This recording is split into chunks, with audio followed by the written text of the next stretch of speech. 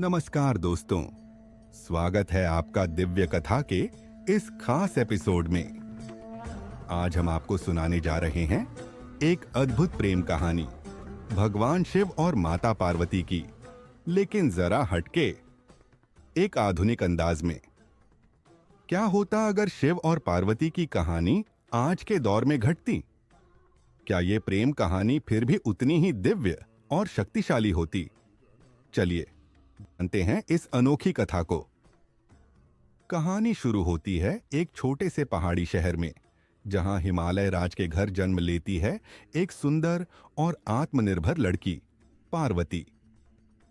वो सिर्फ खूबसूरत ही नहीं, बल्कि बुद्धिमान, निडर और अपने विचारों में स्पष्ट थी। दूसरी ओर एक योगी थे, शिव। लंबे बाल, ध्यान में मग्न, दुनिया की भीड़ भाड़ से दूर, अपने ही संसार में खोए हुए। वो सोशल मीडिया, लाइमलाइट और दिखावे से कोसों दूर थे।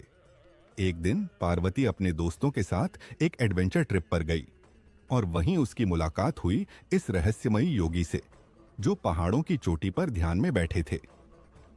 पार्वती को इस योगी के भीतर कुछ खास दिखा, एक अनोखी शांति, गहराई और रहस्यमयी आकर्षण। उसने अपने पिता से कहा, पिताजी, मैं सिर्फ किसी राजकुमार से शादी नहीं करना चाहती, मैं अपने लिए एक सच्चा साथी चाहती हूं। लेकिन शिव को मनाना आसान नहीं था। वे सांसारिक मोह माया से दूर रहते थे। पार्वती ने फैसला किया कि वो खुद को साबित करके रहेंगी। वो भी शिव की तरह एक ध्यान योगिनी बन गई, कठिन तपस्या की और अपने प्रेम की सच्चाई को साबित किया।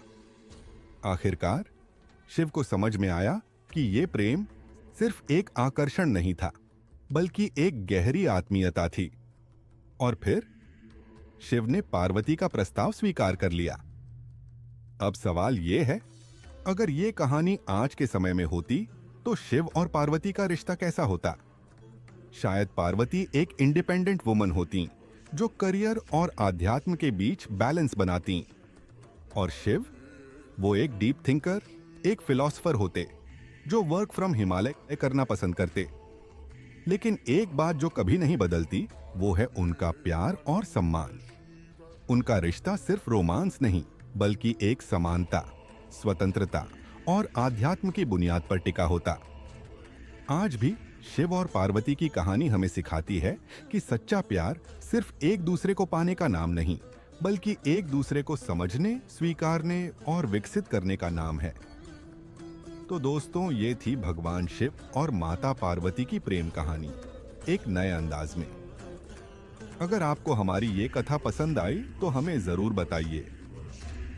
और हाँ, अगली बार हम कौन सी पौराणिक कहानी को नए रंग में पेश करें, वो भी हमें कमेंट्स में लिखना न भूलें।